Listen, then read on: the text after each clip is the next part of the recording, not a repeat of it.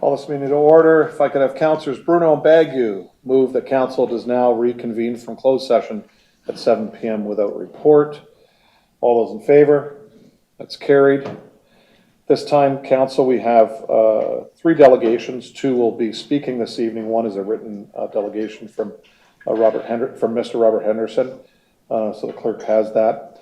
So this time I'm going to call Marcia and Mike McCready forward to the microphone. And when you get there, just to remind you, you've got 10 minutes and just state your names and address, please.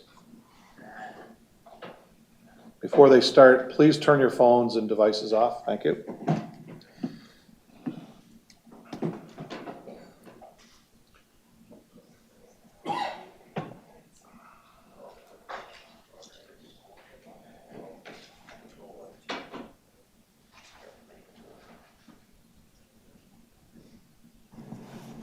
Mike McCready, 574 Wildwood Road. Marcia McCready, same 574 Wildwood Road. Good evening, everyone. It is not our intention to reread verbatim our delegation letter that was dropped just a few hours ago, as I'm sure you've all had a chance to read it and consider all of them. As you can see, lots of folks are here, and the residents living around the 7 road allowances don't want and don't deserve this lockout. We've all respected and cared for our road allowances for basically forever. I think a lot of us have been here for many, many decades.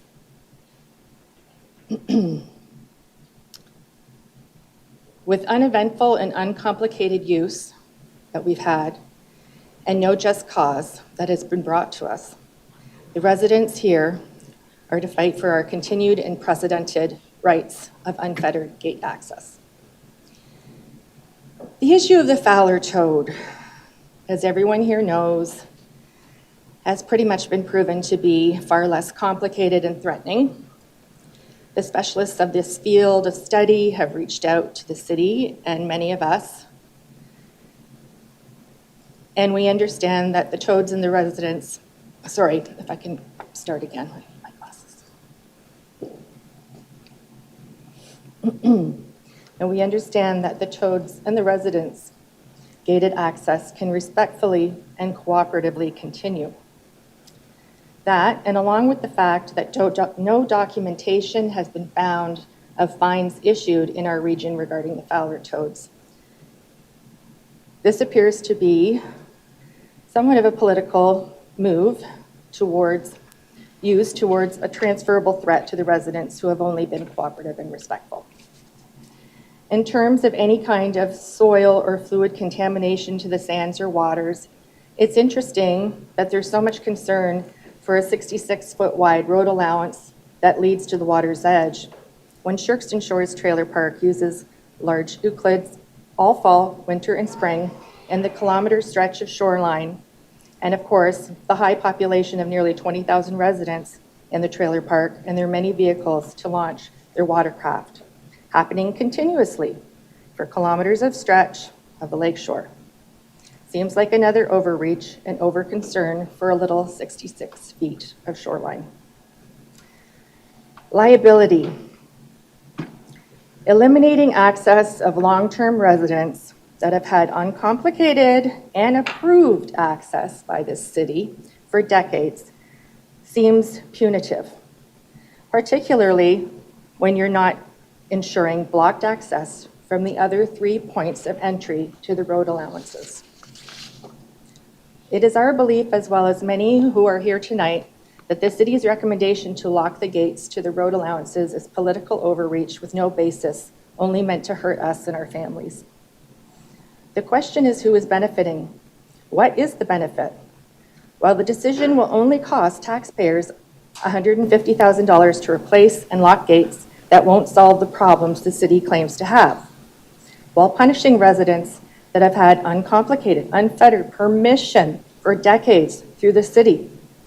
And after taxpayers paid for a lengthy and costly survey conducted years ago by the Sierra Planning Group that concluded and recommended, and I quote, "What is clear is that there is a reasonable expectation that can be achieved to effect balance between the needs of adjacent property owners and others in the community and prevent the excesses that come with unfettered access, and neither should those persons that require accessibility/mobility assistance be constrained by virtue of a gate.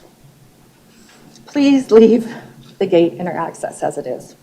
There is no cause, no issue, nothing to fix here, and nothing to prevent by taking these measures that will only unnecessarily cost all the taxpayers within the city of Port Colborne. Great, thank you. Thank you. Council, questions to the speaker? See none? Great, thank you very much.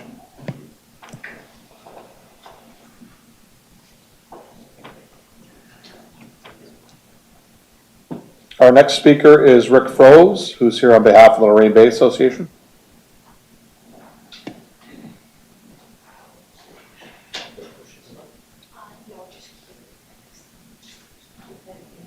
Just the red button. Yeah. Okay, good evening, Mayor Steele and members of council. My name is Rick Froese. We have a property at 1575 Fire Lane 2 on Lorraine Bay that has been enjoyed by our family since 2002, and we have recently built a new house on that property as well. I am making this presentation on behalf of the Lorraine Bay community.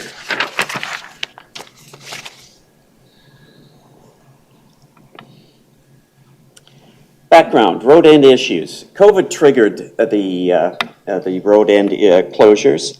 People went to unopened road allowances, causing problems.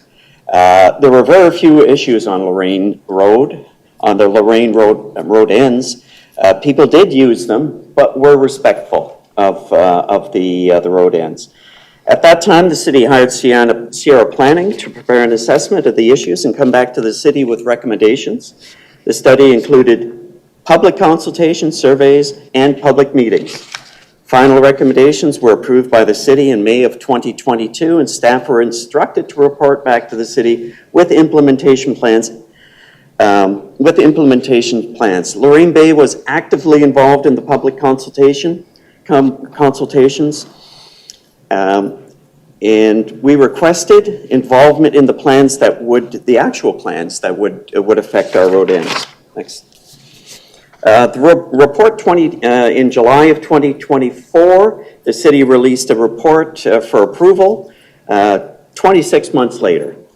Road end recommendations were changed without any public consultation or our involvement as per our request. The report recommends our road ends be gated and locked, otherwise they will be fined by the MECP. There was a public outcry about these changes without public consultation, and a public meeting was subsequently scheduled for August 24. This was held and a final report was issued last Thursday for discussion today. Next slide. Concerns. Many emails were submitted, and we've identified the following concerns with the city reports. Number one, Fowler's toad, which is identified as a species of risk in Ontario. It is nocturnal and buries in soft sand at the base of a dune during the day. We use the beach during the day and drive vehicles on hard-packed sand. Essentially, our paths don't cross with that of the Fowler's toad. Lisa Price, the city consultant, was at the open house, and when we presented this to her, she agreed there would be little risk of Fowler's toads with this use of the road ends. However, we were told that the MECP would fine the city if they didn't install lock gates. Stewardship plan. The population of toads in our bay is minimal. Most of them were swept out during fall storms when we had record high water levels in 2019. The toad population counts in the summer of 2021 counted a total of between 0 and 5 toads per week over an 8-week period. This was counted by Ann Yagi of the Fowler's Toad Recovery Team. Lorraine Bay is a type 2 habitat, which means it has limited habitat and breeding ponds, meaning there will never be a significant population of toads. Lorraine Bay Association, along with Ann Yagi from the Fowler's Toad Recovery Team, offered to initiate a stewardship plan to help the population recover in our bay. This was offered to help the toads instead of placing lock gates on our road ends. This was declined by the City of Port Colborne, claiming claiming added costs and still had the liability from the MECP. Although there would be no cost, it was being done as a citizen science project. Next slide. MECP, we were told that throughout this process that the MECP would fine the city if they didn't install lock gates. It has been confirmed by the Public Works Director that there is in fact no such directive from the MECP.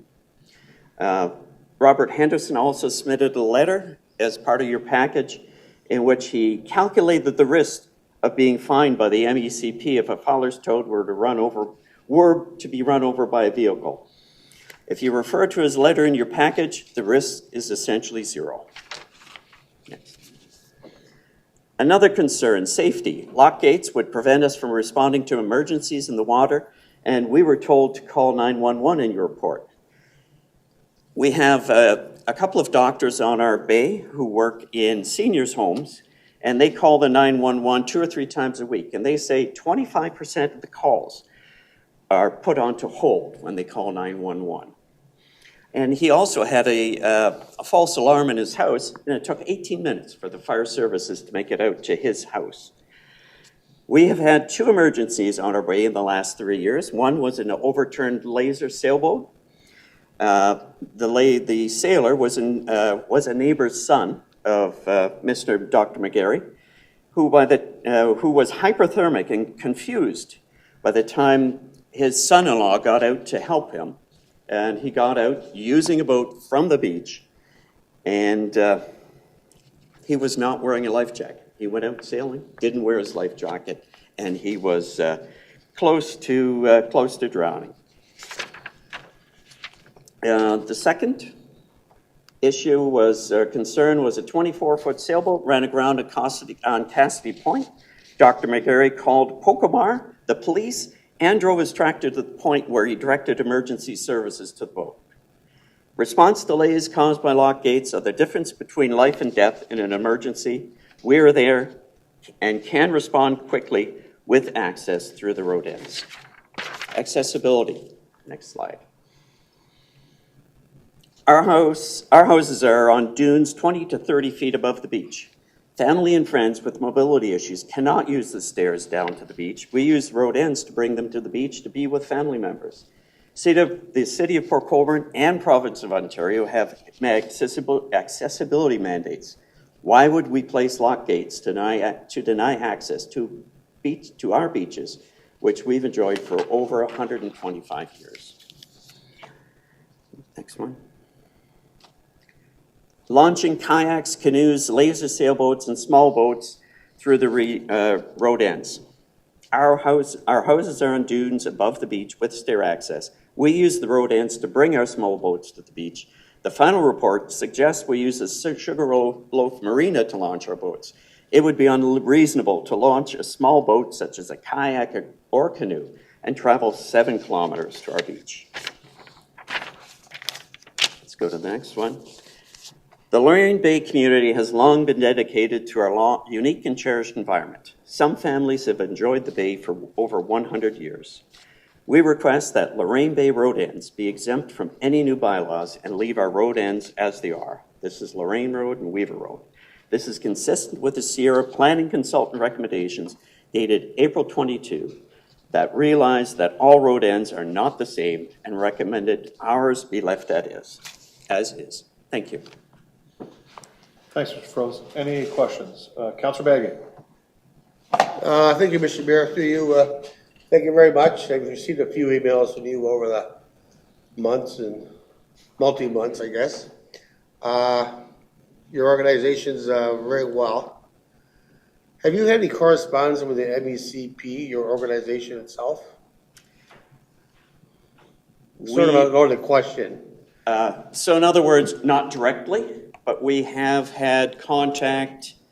We've been trying to contact someone there who is trying to find out if there is somebody actually requesting that the gates be installed.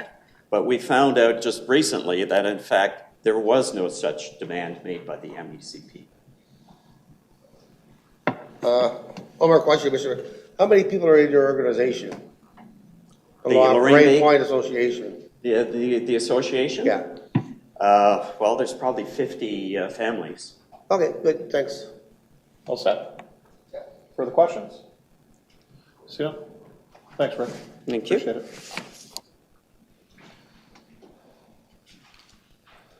Okay, so that's the two speakers, and as I said, Mr. Henderson had sent his letter into the clerk's department. So with the staff report, I'll put it on the floor, then any changes to be made to it can be brought forward by councilors. I know we do have some changes. So I'll have councilors Bodnar and Aquilina move that the Public Works Department Report 2025-87 be received. The council direct the Director of Public Works as follows. 1, that the city retain ownership of the waterfront road allowances outlined in the report. 2, that the existing parking signage related to the pandemic parking prohibition remain, that bylaw 89-2000 being a bylaw regulating traffic and parking on city roads be amended accordingly. 3, that the city continue to promote tourism to the city's destination locations, including Nickel Beach, Centennial Park, and H.H. Knoll Park. 4, that signboards be installed at the road allowances location discussed in this report indicating the location, proximity to Nickel Beach and Centennial Park, and rules to respect the environment. 5, that staff collect existing gate keys and return deposits. 6, that gates be installed or upgraded as needed at the 7 road allowances discussed within this report to allow pedestrian access while restricting vehicular access. 7, that the bylaw 4527/58/04 be amended to restrict vehicular access between the lake and gate on the 7 road allowances discussed within the report. 8, that staff create a process for waterfront access through a municipal consent permit. And further, that council approve increasing the road allowances capital budget to $150,000 by pre-encumbering the 2026 capital and related budget by $50,000. So, council, I know Councillor Bodnar has spoken to staff and does have some changes. So, Madam Clerk, if we can take council through this on proper procedure on how we want to deal with everything. So, sorry, thank you, Mr. Mayor. Through you, we will have to, if there are proposed amendments to the original main motion on the floor, then we will have to do a motion first to split the vote, I believe, with items number 1, 2, and 3 of the original main motion to be the first portion of the vote. And then the second part will be from 4, 5, 6, 7, 8, and then the last paragraph. So that'll be split into 2 parts, but first we need to do a motion to split the vote. So, Councillor Bodnar. Okay, so if I can. Councillor Bodnar and Councillor Aquilina to move that we split the vote. Any questions on that? Councillor? Just to be clear, are we splitting the items for vote? Because my only concern would be, in isolation, you may want 1 and 2, and by the time you get to 6, it was related to 1 and 2 and changes the whole scope. I'm happy to listen to it all, but what I really want to get at is that we're going to do these first 3 and vote on them independently? No, you'll vote them on as a block. Okay, So numbers 1, 2, and 3. Right. Which I'll read out before we vote on it, okay. just so you know which they are. Got it. They're, yeah, do you want to put that up? Anyways, let me Yeah. go through this, and then we'll go from there. Any other questions on it? All those in favor of splitting them? That's carried.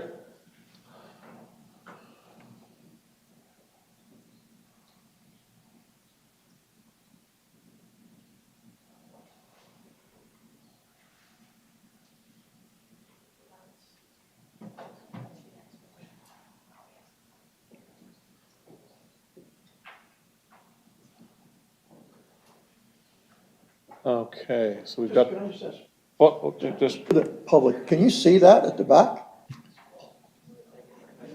I didn't think so, okay. there you go.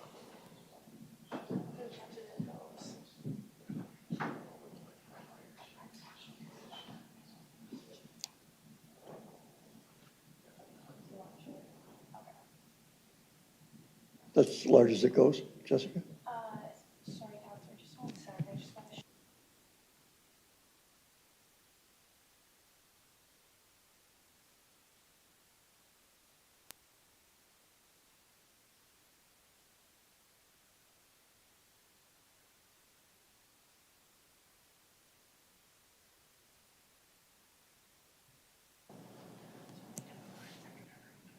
You're all set? Okay. So if I got Councilors Bodnar and Alkalina move those three items. So again, that the city retain ownership of the waterfront road allowances outlined in the report, that the existing parking signage related to the pandemic parking prohibition remain, that bylaw 89-2000, being a bylaw regulating traffic and parking on city roads, be amended accordingly. And three, that the city continue to promote tourism to the city's destination locations, including Nickel Beach, Centennial Park, and H.H. Knoll Park. Questions on those three? Councillor Baggy. Thank you, Mr. Mayor. Number two, the pandemic parking prohibition. So we're saying that there'd be no parking from the road ends all the way to the trail still? We're gonna leave that? Mr. Chappelle. Yes, through your worship. So the current parking layout that was implemented during the COVID pandemic would remain as is, and that was a request of the majority of attendees at the open house. Okay, thank you. I'm just thinking that's just to keep other people away. And I'm not in agreement with that, Mr. Mayor. I thought the report mentioned that we get rid of it, the pre-pandemic, and leave a few areas like Pleasant Beach Road, Wildwood, more restricted than the other roads. Like I can't see leaving Pleasant Beach restricted, no parking all the way up to Shookston Road and Michener Road and Beach Road, no parking still. Like it doesn't make any sense. And some of those side roads also that are privately owned, or not privately owned, the city roads, I'm okay with those ones near the beach ends. But not like Beach Road and Michener Road, no, I'm not. That's fine. Any other questions? Councilor Bruno. Well, I guess my concern is it's been a while since the pandemic is over, and I haven't heard much pushback on those parking restrictions. But having said that, I don't live out there, and I don't know what the real world is in terms of that parking that's still been enforced. But I would think that any street in town or on these beach roads, parking issues can be amended from time by time. So, you know, is the councilor talking about removing them all to pre-pandemic levels? Is he talking about certain ones? And if that was the case, we're here tonight mostly, I think, about the road, the closures and beach access. I think on a case-by-case, street-by-street basis, if somebody on Pleasant Beach Road says, I still can't have people park in front of my house and they can't all fit on the driveway, then I think we deal with that road like we deal with any other road. So I'm fine with leaving this as the status quo, but always open to, if there's problems with that bylaw, let's fix the areas that are a problem, not spend a bunch of the night trying to go road to road of what's wrong with the parking. So I'm happy to keep this, but certainly encourage people at any time if they want to change the parking restrictions to come forward. If it's a real problem, let's fix it. It was a problem. We fixed it to this. We can always undo that if there's a problem. So I'd like to leave it in. Yeah, I mean, that's why I think staff put at the end amended accordingly. So as different issues come up. But I think Mr. Schapowski brought forward, you just want to reiterate what you said about the public meeting that you had with regards to the neighbors in those areas, what their comments were with regards to parking? Yep, through your worship. So there were residents that did want to get rid of the parking and put it reinstated back. But the majority of attendees did want to keep the parking as is. And they mostly cited the narrow roadways and having cars parked on either side. Sometimes there's kids that are running side by side along the property frontages, and it just felt like a safer environment without the on-street parking in those areas. Okay. Councilor Aquilina? Thank you, Mr. Mayor. I can say that I've received 0 complaints about parking on Michener or the no parking on Michener or Pleasant. Like, there is an issue at the Pleasant Beach Road end because there's very limited parking spots And with the Capri restaurant, there was like an abundance of extra parking there, but that is the only complaints I've heard in the area of Michener and Pleasant Beach and Beach Road. Okay, Empire. thank you, Counselor. Counselor Bodnar. Thank you. I'll just confirm what Councillor Aguilina said, that I've had 0 people approach me to remove those signs. Now, it could be a good idea to do beach or whatever, but I think I agree with Councillor Bruno that that may be a cleanup for another night rather than try to mix it with everything we're trying to do tonight. But, you know, we can always go to a vote, so. Thank you, Counselor. Further questions? Seeing none, all in favor? Opposed? For 1, 2, and 3. Okay, that's carried.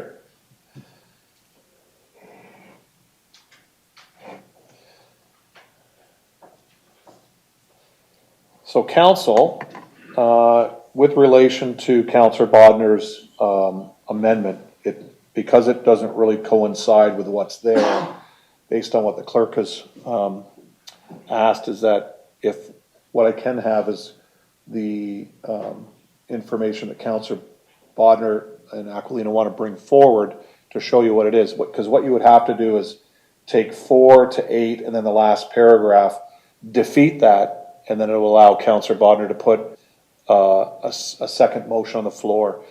Because what he's proposing doesn't amend what's here. What's the term you used? It isn't germane. That's clerk term, Councillor. Just so 4 all the way down to the last paragraph we would defeat, and then Councillor Bodner can bring forward with Councillor Aquilina an actual new motion for that section of this. Do you want to see it before we move into that, just so you know what's going on? Is that fine? Is that fine, Madam Clerk? Yep. Okay. Yeah, yeah. So you want to see the existing, right? Yeah, so that's the existing council. So 1, 2, and 3 are done. That's off the table. So 4, 5, 6, 7, 8, and the paragraph with regards to the budget would come out. Yeah. For members of the gallery, can we, so we've done 1 to 3, can they see 4, 5, 6, and 7? Those are, it's just the numbering is off. We'll just Oh, okay. Yeah. 1, 2, and 3 aren't in there. Yeah. Okay. Yeah, actually, where it says 1 to 5 there is actually 4 to 8. So that is 4 to 8, okay? I copied and pasted quickly. Yeah, so just disregard that because they were working on this late today. So those are what's proposed now is 4 to 8 plus the paragraph at the bottom. We would defeat that, so that would be, we'll put that on the floor in order to get rid of that, to allow Councillor Bodner and Aquilina to bring forward a new motion, because that's how it has to be done. We would defeat this. So, but we could show you the new motion just so you can compare the two and know what you're voting for. Okay? So you want to show Councillor Bodner and Councillor Aquilina's information?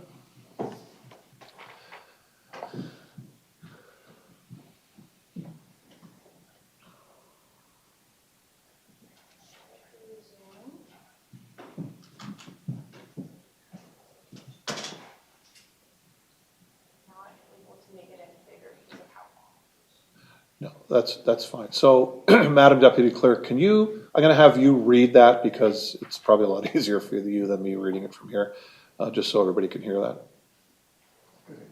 Yeah. So just before she starts, this would replace, if council decides to defeat 4 to 8, this would replace that.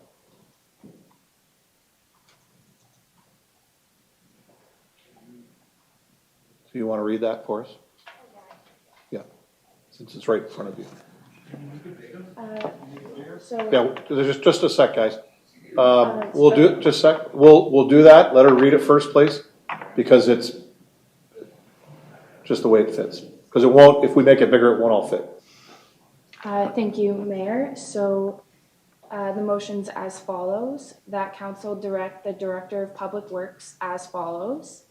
that staff install gates at the following road allowances: Weaver Road, Pinecrest Road, Cedar Bay Road, that staff keep the gates at Weaver Road and Cedar Bay Road allowances open during the day, that staff upgrade existing gates to be functional as needed, that staff transition all road ends to new locks and grant permission to access the road allowance gates to the waterfront property owners and properties with valid legal access to the waterfront between Reuter Road and Holloway Bay Road, allowing each property access to the closest two gates to their property. That staff implement a new process which includes an indemnification, and waiver form, acknowledgement of bylaw 4527/58/04, being a bylaw to regulate access over road allowances leading to the waters of Lake Erie, an education article on Fowler's Toad and its habitat, acknowledgement of rules to abide by when utilizing the road allowances, installing signage indicating that only permitted vehicles are allowed to access the road end. So that's what Councillor Bodnar and Aquilina would present on the floor. There could be amendments to that, but I'm just giving you the process to get there. Would you print it for yourself? So because this isn't on the floor yet, it just allows council to get an idea of what they're proposing. So council, I'll have these two councillors move items 4 to 8 plus the paragraph, and then you'll have to decide whether you want to go forward with that or allow the two councillors to bring forward this. So I'm going to have Councillor Bodnar and Aquilina move items 4 to 8, including the, and further, that council approve increasing the road allowances capital budget portion. Questions on that? Councillor Bodnar. So can I explain the rationale behind a couple of those? Certainly. Okay, so I don't think, and I think council has agreed that we don't need to spend $140,000, $150,000 putting new gates in, that the gates that are there will work, but we need to install 3 gates on the road ends that don't have gates right now. So we'll get rid of, I don't know, Steve, you can do the math, but 50,000 out of that expenditure or so that we won't need by not installing the new gates. I think this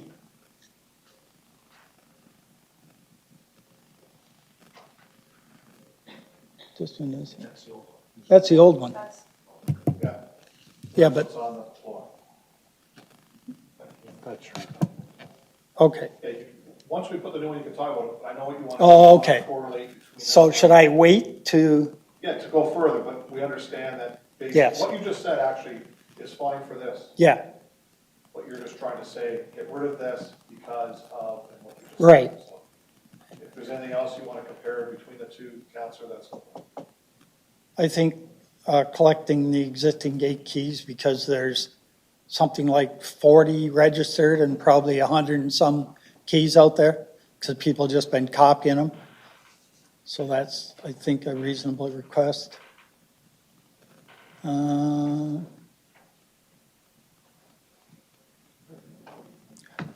Yeah, and in giving keys, we can get rid of that municipal consent permit that was proposed that people need to get in order to open the gate. So this will give keys to homeowners along the lake and on the back property. And you'd have a key for the whole time. And I think as far as I'll go to the new ones, but Further questions, Councillor Baggett? Thank you, Mr. Mayor. Just a couple of questions. The purpose of all these changes, are we gonna wait to see what the MECP says about the changes we make tonight and see if we have to go any further, or is the ball under, because we haven't got any from the MECP. Mr. Szpelski. Through your worship. So what we've done in the report is outline some of the risks and liabilities that would be upon the city. Council yourselves would have the ability to take on any of that risk or liability should you want. And I believe the MECP would comment the same. It would be up to us to determine how much risk we want to take on. And then we would deal with the consequences should they ever happen, right? So that's where council kind of has to weigh these options out. There are risks out there. If they're going to happen, it could or it may not. And that's where council has to be comfortable with taking on that specific amount of liability that's been outlined in the report. So basically what he said, Counselor, is it's on an on-issue basis. So if something comes up and the MECP gets involved, then staff will be able to deal with them on something specific. Very similar to what we did with Nickel Beach. Okay, yeah. If that never came forward, we'd be back where we were before, but you know, we had to pivot, and this council did that with new parking lots and no vehicles on the beach. So if that's the case with this, if they come out and they give us direction, then that's what we'll do. So Okay. we're not gonna go to them today with anything. We don't need to. Right. My next question, then, to you, Mr. Mayor, to our city solicitor, his opinion on this. Mr. Maloney. Through you, Mr. Mayor, to Councillor Bagu, we've provided an extensive legal opinion to the city in respect of the various liabilities associated with this. Those are summarized in the report. So we've examined the personal liability issues and the environmental liabilities issues, and I think they are appropriately stated in the report. So that's my answer on that at this point, out of camera. Councilor? Thank you, Mr. Mayor. Good answer. Thank you. Thank you. Further questions? So if you don't want any of this, we defeat it. We allow the other portion to come forward, just so you know that. So I will call the question. All those in favor? All opposed? Are we voting on defeating it, or are we voting on the original? No, this is on the original motion from 4 to 8 with the bottom paragraph to bring the original, what you thought would be an amendment, which can't be an amendment. You need to defeat this and then bring that new piece forward that we showed. You would defeat this, so you would vote no if you don't want it. I just Okay. thought we were going by like the normal rules, and we would vote no. To get rid of it, then you get rid of it. Takes it right off the table. That's what you want to do. You understand? So in order to get rid of what you see on here, to bring forward the third option, So I'm leaving my hand down. if I say in favor and you don't want this, you would leave your hand down.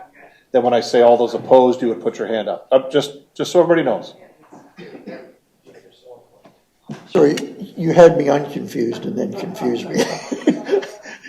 So in order to bring forward what the two counselors want as an You have to amendment, defeat it can't be an amendment.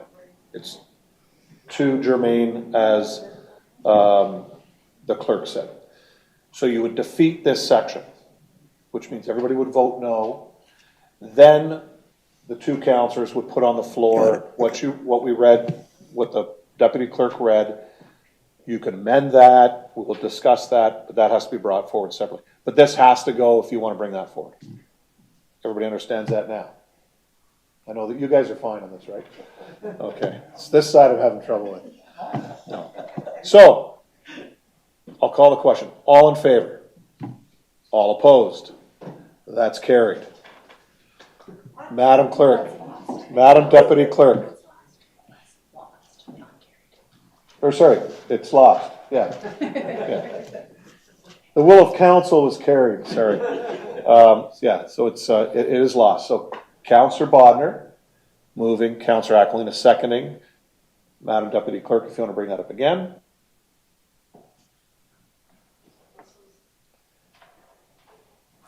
Through you, Mayor, this is the new motion that's presently on the floor.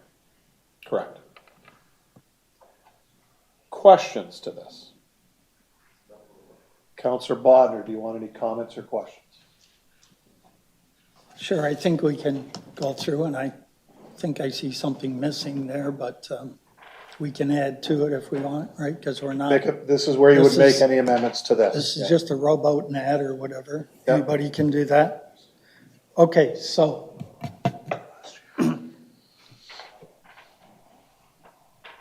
Where did number Go on. 4 go? There you go, scroll up. There we go, okay. So install gates on the road allowances that don't have gates. To keep the gates at Weaver Road and Cedar Bay Road allowance open during the day. Those, at least Cedar Bay, and requested by people that have launched their boats at Weaver Road, that those would be left open during the day for people to go fishing, get off the beach by the time that we're going to lock them, and then they don't have a key, but they certainly can use it traditionally like they have been to launch their boats. And it won't be an improved area, it'll still be at your own risk. And that's the thought process on that. And there is a gate that's down, I believe, would it be Lorraine Road, that is currently not working, that gate. So whatever gate it is, will be fixed and put back into service. And transitioning to the new locks, and these new locks are entirely different than what we would use. They're the latest. I believe the Niagara Regional Police suggested this type of lock they're using in a lot of different situations.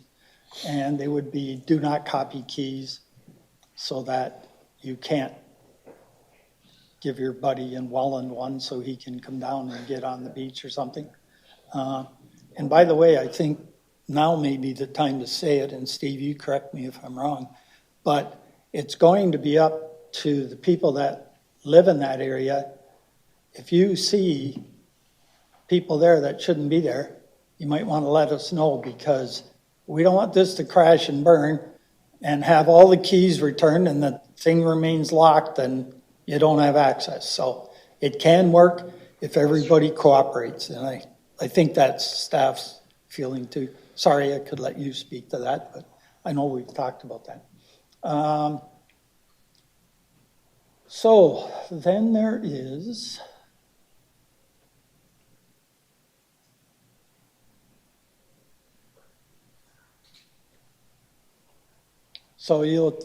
in order to get a key, you'll have to have an indemnification and a waiver form signed before you will get a key.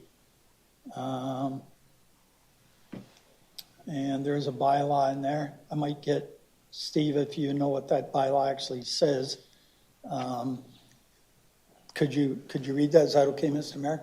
So Certainly. we actually understand numbers don't mean much. Yep. Mr. Shapowski. So, yes, through your worship. So I'm just pulling it up now. It's a bylaw to regulate access over road allowances leading to the waters of Lake Erie. So in there, it does outline some specific vehicles that are not allowed to be on there, but it also allows boat launching to occur during that time. So it's the same bylaw that's been in place since 2004. This would be more of an attachment that we would give out to any residents that are seeking a key, just so they're aware of what the issues are on the lake or what the bylaw is. So that's all it would be. Yeah, so just so council knows, that's been around for 20 years. Councilor? Thank you, Mr. Mayor. Education on the faller toad and its habitat. I think the people that have been here this evening have been more than educated. But I think there could be new users, new people that have bought homes in the area, even people that may launch their boats and everything. So I think that would be the right thing to do, to prove to the Ministry of Environment, Conservation and Parks that we are actually care about this, which we do. So that's why that's in there.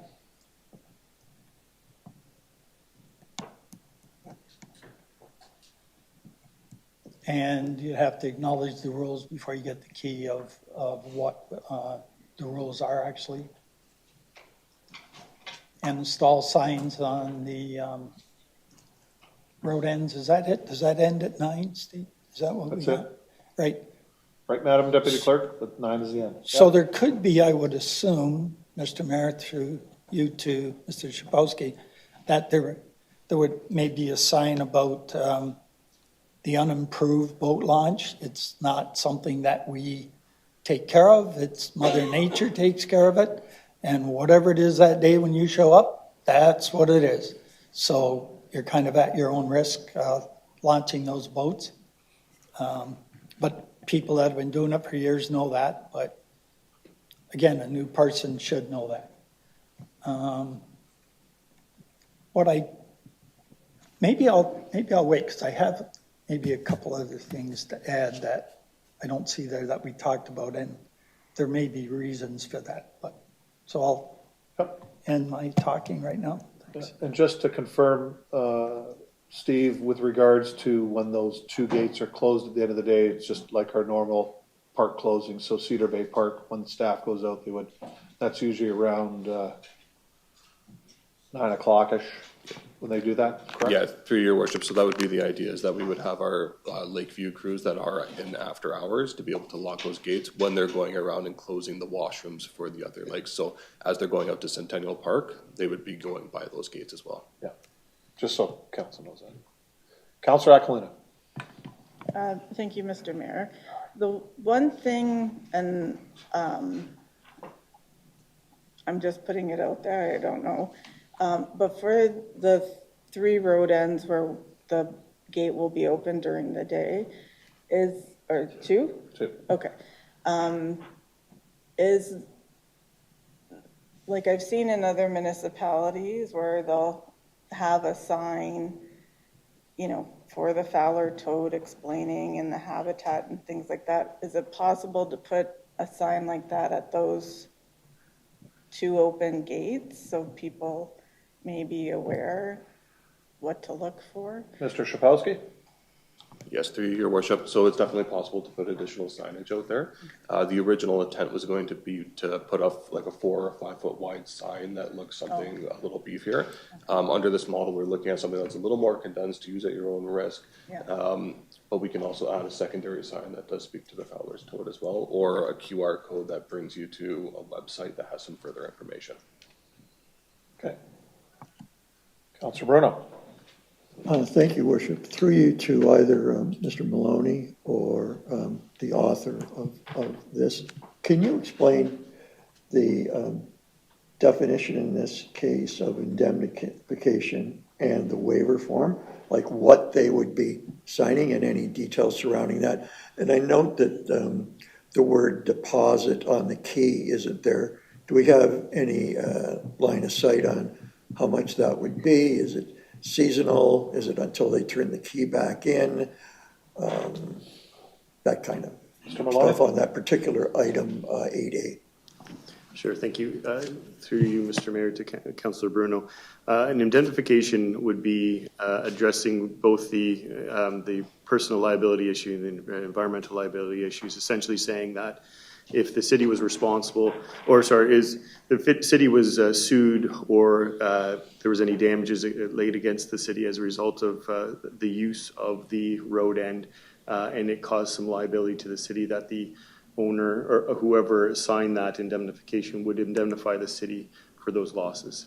In terms of a waiver would be if there was any potential liability, essentially saying, well, we waive liability against the city for any losses associated with the use of the road end by those particular individuals. Councillor? So from a practical point of view, owner A, B, and C opens the gate, they do their thing, they shut the gate, another owner does that, not sure what the incident would be, but you'd have to tie it back to a owner that caused that by his actions. Mr. Maloney? Yeah, through you, Mr. Mayor, I'd say let's use the example of, say, they do bring a vehicle onto the road allowance. and create damage to the Fowler's toad habitat. The municipality has some responsibility. They're saying, well, we would indemnify the city if the city was ever suffered any damage or had to pay any damages, that sort of thing. In terms of personal liability, if someone was injured on the road allowance as a virtue of using the golf carts or whichever vehicle, they would indemnify the city for any losses because it is municipal property. It's very likely or very possible that a personal injury lawyer could sue a variety of people, including the owner of the property. And then just finally, anybody to the deposit issue. Mr. Shapowski. Through you, your worship. So right now, the deposits that we're collecting are $75 per key. Each of those keys cost approximately $20 to make each time. The staff time is very minimal that are going into them. It's a call to get them made and then having them delivered to us. So at this point, we don't see an issue with the $75 deposit. But as we go through, we'll build that into our rates and fee structure going forward, just to set a rate there. As we start transitioning to a new lock system, we may find that the keys are more expensive. So that's something we'd have to come back and alter should we need to in the future. I guess I was concerned in that you're going to sign an indemnification form, you're going to pick up your key, you're going to put down the deposit. That's on the person who wants the key, comes to Public Works or somewhere, gets the key in that. What it doesn't resolve is, so I bring the key back, I get my $75 back. And so in terms of the initial $20 for the key, or if they lose the key or something, then that's just something we've agreed to bear, because there is no charge for a lost key. Like I get that you want people to turn the key back in and you don't want it duplicated, and I'm fine if what you're saying is we're going to front the cost of the keys and there's just a deposit in and out. But I just want to make sure that that's what you're saying and I'm not misinterpreting it, or they're not paying 75 minus 20. Mr. Shapowski. Yes, no, so it would be $75 moving forward, not minus the 20. So $75 would be paid. The $20 is just that's a city expense that we would carry. Should it needs to be replaced, then they would have to pay another $75 to get that key again. Yeah. All right, Councillor Baggett. Thank you, Mr. Mayor. Through you, I wonder if Madam Deputy Clerk could just lift the numbers up or come down a little bit more. Thank you, that's good. I did receive 2 phone calls, Mr. Mayor, regarding the Weaver Road gates from residents that do live on Weaver Road. And they launch kayaks or a canoe or a little tinner. And basically there is no parking for them to leave their truck or vehicle that they brought their kayak or canoe down, or even the tinner goes in the back of a pickup truck. So I'll ask for a friendly amendment to leave 2 or 3 parking spots legal near the end of Weaver Road access, just 2 or 3 for these area residents access to park their vehicles rather than driving all the way back down the other end of Weaver Road where they live and walking back. No issue with that right now. Let's ask staff if actually that can be done. There may not be room there because you do have a municipal drain that goes through. So let's find out. Staff, is there room to look at this? Through your worship. So it is a pretty tight and narrow road at the south of Fire Lane 2. Right now we do have to make sure that we have room for a tractor that goes out there because the municipal drain pump is driven by the PTO off the back of the tractor. Staff can definitely investigate that going forward, but it is, from what I recall and when we've been out there during storm events, it's extremely narrow. Through you, Mr. Mayor, how about as further south as possible, as defined by the Public Works Department? I'd be happy with that. Councillor, I think it'd be best to have staff come back with that. Okay. We can ask them to come back next meeting with that, only because I don't want us putting something in that we can't do. Yeah. Like, it is narrow down there. It's not. It is zero. So Okay, if I'll we could agree- ask I'll them agree just with to bring that. that back, we'll use Sure. that as staff direction off of this. You're fine with that, Madam Clerk? Okay. Yep. All right. Good, thanks, Counselor. Steve, just before we go back, any other counselors have a question before I go back to Counselor Bonner? Steve, I just want to confirm, because we did talk about this, and we got some questions the other day when we were discussing this with some of the neighbors with regards to the construction permits. This really doesn't have anything to do with those. Those would still be in place as far as somebody has to repair their wall, their well, things like that, that it would still come through the city, because we know the NPCA is involved in other agencies, that they would still go through that process. There are costs to that.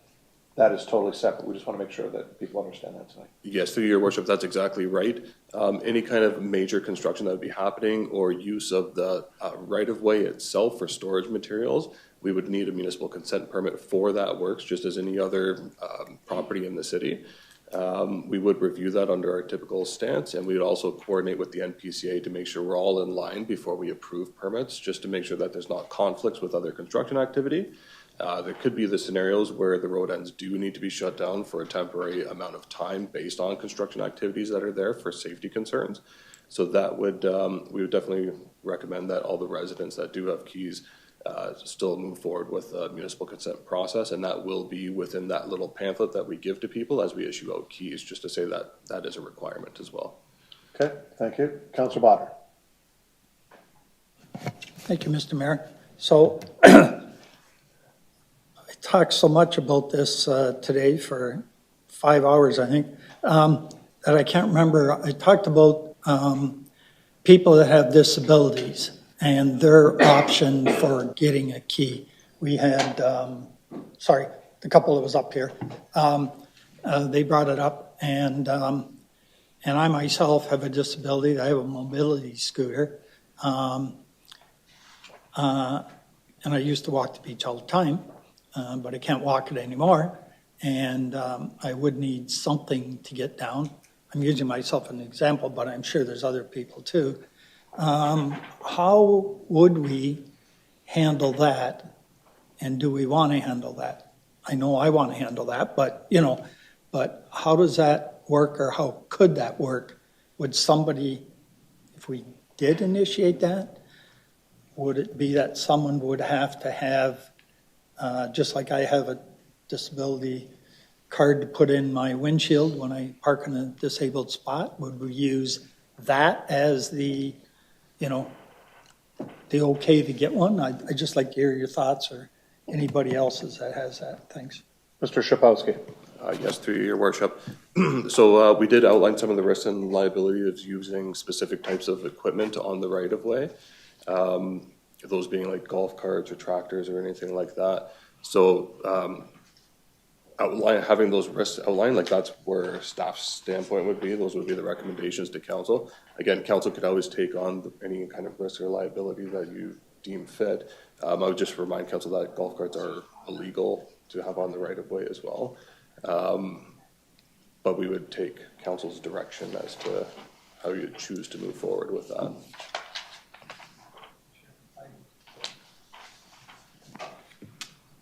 I'd just like to have any other councillors' thoughts of, if there's anything that I'm missing, or is there any reason to do it, not do it? Comments, council? No. So I know it's difficult because there's that limitation of what you can actually bring on the road end. I just think that's an important issue, and how do we deal with that? I guess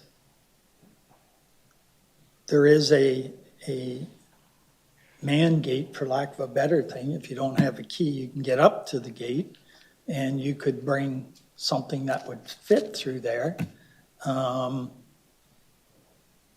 it wouldn't be a disability scooter. Mind you, I don't think my scooter would make out too good in that soft sand anyways, so I'd have to have someone pull me out. But I'm just thinking, is that something we want to deal with now? Is it something that could be brought back with more thought Yeah. and added to it after we discuss it with some people that may require that or have that issue? I certainly would be willing to bring it up again if we just want to get this through tonight and then add on, or look at adding that on. So, Yeah, why don't we do what I did with Counselor Baggy, take that as direction, and then you can discuss that with staff, come back with something very wholesome for council to discuss. But right. an initiative, because we just don't know what that's gonna look like. So, you're probably correct in getting this passed and then bring that back. Because we have done that in other areas. I think at, Nickel Beach, we've had the mats put out. Do we do that at Centennial? I think at one time we did, but do we do that there too? Through your worship, we did have one there, and we also Pleasant Beach Road used to have a map. Okay. So if you want to bring that Sure. deal No. with staff between now and whatever meeting you want to bring that Yeah. back, is that fine? Not a good idea for the wooden walkway. No. Okay. Further questions? Counselor Hoyle? I just have a quick question for Steve. So in the past, there's hypothetically 40 keys that went out, and there's 100 that's been recreated. Are we gonna put in our waiver or some form of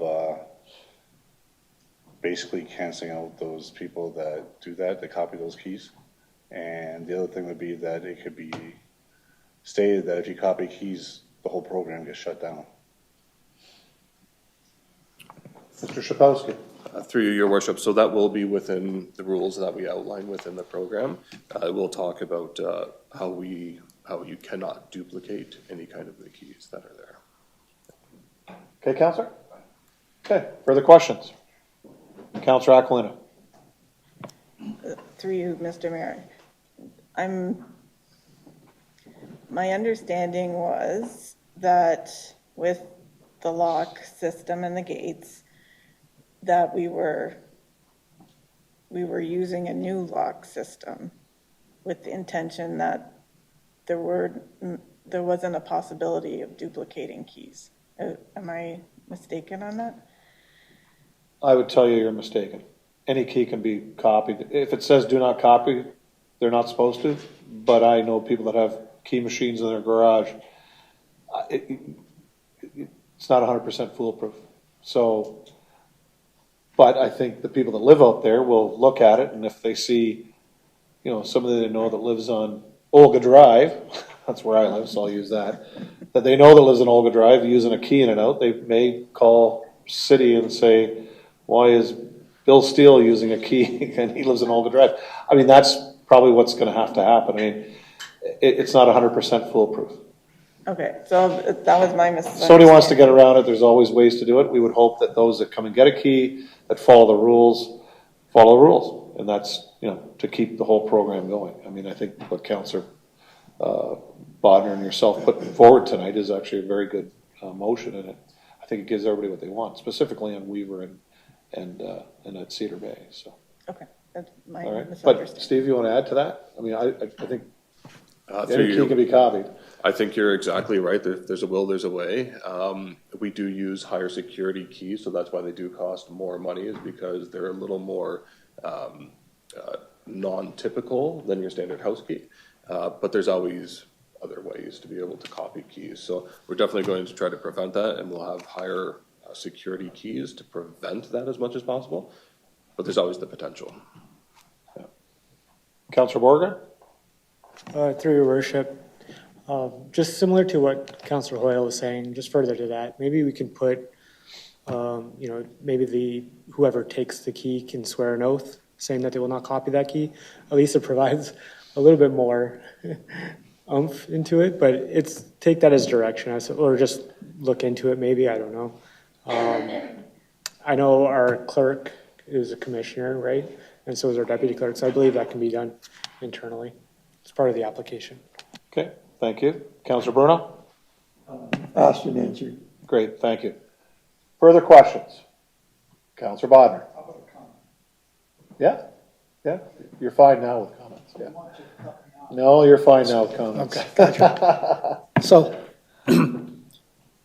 so this has been one of the more difficult, and I think we put more time in on this than most things that we've done. Council's wrestled with it back and forth.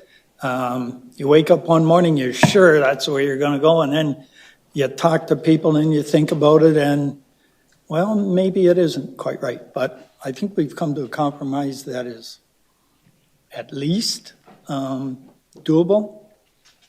And I want to thank staff for putting all the work into it, because they've done a tremendous amount of work. And the report that came before us, certainly while it may seem excessive to people sitting out there, it certainly, staff did their job in protecting the city from liability. Because we are going to take on liability with this, there's no doubt about it. If we would have simply closed them, let nobody get through there, then our liability would have been a lot less than what we're taking on now. But, I guess we take that liability on sidewalks. So we say you can't ride your bike on sidewalks. Somebody's riding their bike, somebody steps out of a store and they get hit with somebody on the bike. Guess who they're going to sue? It's going to be the city. We could put up signs all over the place. But anyways, I just wanted to say that it's been a challenge, and I'm hoping that we've got to at least a part that will work, and amendments could be brought forward, I'm sure, at any time. And but the onus will be on the people that have those keys in their pocket. Don't screw up, or we'll be back here and you'll be saying, why are you closing the gates? And, we really don't want to do that. So that's all I got to say. Thank you, Councillor. Further questions before I call the question? Further questions? All in favor? That's carried unanimously.